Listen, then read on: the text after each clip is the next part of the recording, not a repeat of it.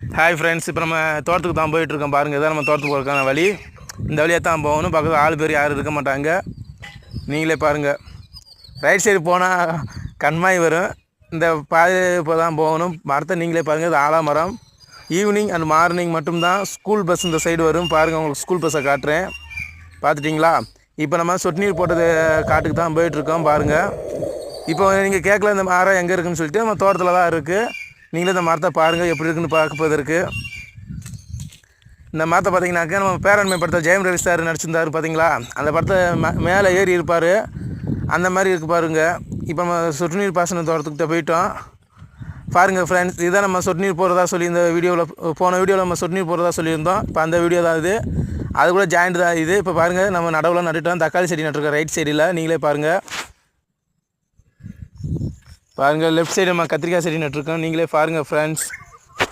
ரைட்டில் தக்காளி, லெஃப்ட்டில் கத்திரிக்காய். இதுதான் தக்காளி வயல். பாருங்கள், பக்கத்தில் கொண்டு போய் பாருங்கள். நீங்களே பாருங்கள். சைடு பூரா நம்ம தக்காளி தான் போட்டிருப்போம். உங்களுக்கு இந்த நெட்டாகவே கடைசி வரைக்கும் இருக்குது பார்த்தீங்களா? இது பூரா தக்காளி செடி தான் ஃப்ரெண்ட்ஸ்.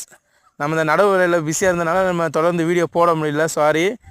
நீங்கள் எல்லோரும் கேட்டிருந்தீங்க, எல்லாம் சொட்டு நீர்லாம் போட்டிங்க, என்ன ஆச்சு ஃப்ரோ, எல்லா வேலையும் முடிஞ்சுலாம் கேட்டிங்க. எல்லா வேலையும் முடிஞ்சு. பாருங்கள் ஃப்ரெண்ட்ஸ், இப்போ தக்காளி செடியை பார்த்தா ரைட் சைடில். இப்போ லெஃப்ட் சைடு இருக்கிற பாருங்கள், கத்திரிக்காய் செடி அண்டு மிளகா செடி எல்லாமே போட்டிருப்போம். நம்ம கடைசி வீடியோ எண்டில் வந்து உங்களுக்கு நான் மிளகா செடியை காட்டுவேன் ஃப்ரெண்ட்ஸ். இப்போ பாருங்கள், நீங்களே டவரை பாருங்கள். இதுதான் கோவைக்கு செல்லக்கூடிய கரண்ட்டு கம்பம். எங்கள் ஏரியாவில் அப்படி தான் சொல்லுவோம், உங்கள் ஏரியாவில் எப்படி சொல்லுவீங்களாம் தெரியாது.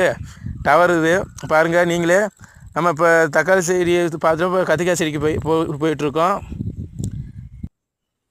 இப்போ நம்ம ஒரு வயல் ஃபுல்லாகவே 2 நாளாகவே நம்ம சொட்டு நீர் போட்டு முடிச்சுட்டு ஞாயிற்றுக்கிழமை ஆடி 18 பெருக்குண்டாங்க. அதனால் வீட்டில் சொல்லபடி தக்காளி செடி, கத்திரிக்காய் செடி, மிளகா செடி வாங்கிட்டு வந்து நட்டு விட்ருக்கோம் ஃப்ரெண்ட்ஸ். பாருங்கள்.